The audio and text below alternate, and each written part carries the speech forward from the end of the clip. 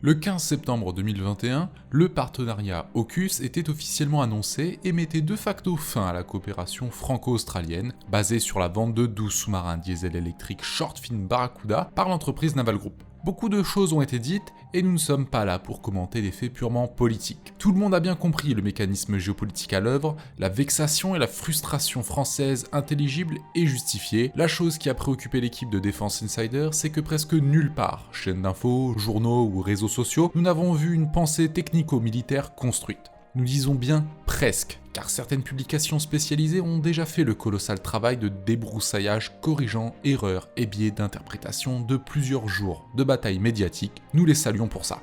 Aujourd'hui, nous voulons vous parler du pourquoi originel du projet australien de remplacement de sous-marins et quel état des forces les contraint à la prise de risques géopolitiques. Le tout dans notre format habituel, aujourd'hui chez Defense Insider, les sous-marins australiens de la classe Collins.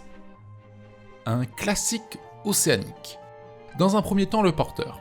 Après une âpre sélection internationale, c'est le constructeur suédois Kockums qui remporta le contrat pour un montant initial de 4 milliards de dollars US. Le désir australien fut toujours de construire ces navires chez lui.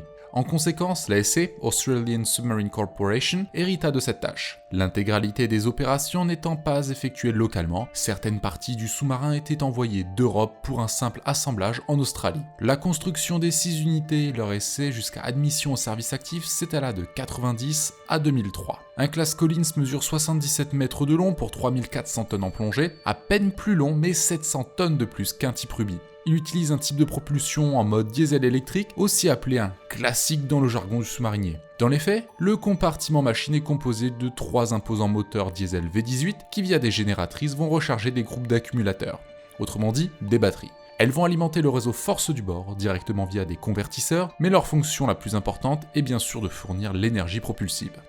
Pour cela, un Collins compte sur un moteur à courant continu de chez Gemont Schneider, associé à un propulseur à 7 pales. Au bilan, il peut donner autour de 20 nœuds en plongée, ce qui est une performance dans la norme pour un bâtiment de sa catégorie. Son autonomie est de 70 jours avec un équipage de 58 personnels. Pour ce qui est des distances franchissables, il faut voir ça à l'aune du profil de mission. Habituellement, les sous-marins diesel sont spécialistes dans la protection des eaux d'une nation. Des missions avec des élongations maîtrisées basées sur des tactiques d'embuscade et non pas de chasse sur de grandes distances, comme avec une propulsion nucléaire par exemple. Pour les bâtiments australiens, il faut pouvoir se déployer dans l'immensité de la zone Indo-Pacifique tout en ayant les capacités d'un engin plus petit pour tendre des pièges au milieu des détroits régionaux.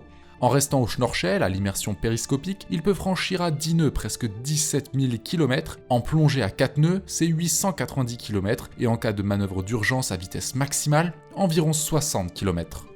Dans un deuxième temps, ses capteurs et son armement. Il possède un sonar de coque et des antennes de flanc Thomson associées à une antenne linéaire remorquée Thales, l'efficacité de ceux-ci prouvée à plusieurs reprises lors des exercices RIMPAC, où les sous-mariniers de la RAN, Royal Australian Navy, ont pu montrer qu'ils pouvaient rivaliser avec des classes Los Angeles Improved tout en évitant la contre-détection. Le système de combat est fourni par Raytheon et a subi des améliorations majeures ces dernières années. Les périscopes ne sont pas optroniques et sont de l'ancienne génération de Thales. Avec 6 tubes de 533 mm et une réserve de 22 armes, la dotation est généreuse, même pour sa taille. Le choix de fournisseurs comme de modèles fut simple, on retrouve l'éternel Torpille Mark 48 Mode 7, la célèbre version ATCAP et le missile anti-navire à changement de milieu UGM-84C Harpoon. La Navy garde une capacité de guerre des mines avec des Stonefish Mark III qui peut se révéler appréciable, notamment dans la région d'archipel entre l'Indonésie et les Philippines. Une existence difficile. Plusieurs problèmes ont égrené et continuent d'handicaper les performances et la disponibilité des sous-marins de classe Collins. Tout d'abord, certaines soudures initiales pratiquées en Suède sur la coque ne sont pas rentrées dans les tolérances australiennes. Cette intégrité de la coque épaisse fut dramatiquement remise en cause lors d'une voie d'eau en 2003 sur le HMAS de Chêneux. Les réactions de l'équipage auraient évité le naufrage de seulement 20 secondes selon les rapports. La conséquence est que l'immersion maximale opérationnelle fut revue à la baisse et se situe autour de 200 mètres. Les vibrations des moteurs diesel sont telles qu'elles endommagent une partie de l'équipement aux alentours. Le problème fut résolu après une décennie avec l'aide de l'US Navy, tout comme les nombreux bugs du logiciel du système de combat. Au niveau de la discrétion acoustique, le bruit rayonné mesuré lors des essais était bien trop important et spécifiquement aux faibles allures. Enfin, un problème commun à toute la classe, l'étanchéité de la ligne d'armes qui provoque une fuite permanente de l'ordre d'une tonne-heure. Tous ces incidents de jeunesse ont nécessité l'établissement d'un chantier de refonte complet. Chaque bâtiment a subi 2 ans d'indisponibilité et le résultat est partiellement là. Les problèmes majeurs cités précédemment sont résolus, mais la fiabilité globale du bâtiment provoque une augmentation importante des coûts d'entretien. Dans la pratique, les forces sous-marines australiennes arrivent à assurer une présence quasi permanente dans les grands exercices régionaux. L'US Navy considère que les classes Collins sont désormais des bâtiments discrets et aptes au combat. Leurs résultats probants en lutte ASM, anti-sous-marine, contre les Los Angeles Improved motivant cette conclusion. Depuis 1991 et quelques opérations de dépose de commando au Timor oriental, les Collins n'ont pas été engagés réellement. Néanmoins, les dernières missions, qui les ont emmenés jusqu'au Japon, ont montré une volonté australienne d'impliquer ces sous-marins face à la marine chinoise. Pour conclure, cette déception globale autour des Collins et le manque démentiel de personnel dans les forces sous-marines australiennes ont provoqué une véritable gabegie militaire et politique dans la plus vaste nation d'Océanie. La volonté d'achat via Naval Group devait relancer une dynamique stratégique avec des moyens efficaces, même si la commande de 12 navires, quand on a du mal à en armer 6, tient plus du délire que du raisonnement stratégique.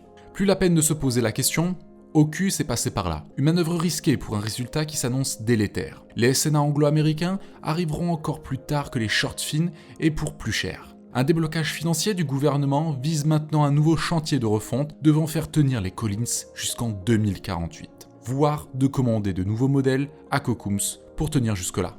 Les Américains n'ont d'ailleurs aucune idée du sous-marin à fournir. Les Australiens ont soigneusement suicidé leurs forces sous-marines et la sécurité de leurs équipages. Les Chinois, jouant l'indignation, se frottent en réalité les mains. Well done, AUKUS. Cette vidéo est maintenant terminée, n'hésitez pas à mettre un j'aime ainsi qu'à vous abonner sur YouTube, cela nous aide grandement, mais aussi à suivre Defense Insider sur Instagram, où nous publions tous les jours de l'actualité autour de la défense mondiale. Sur ce, à dans 2 semaines.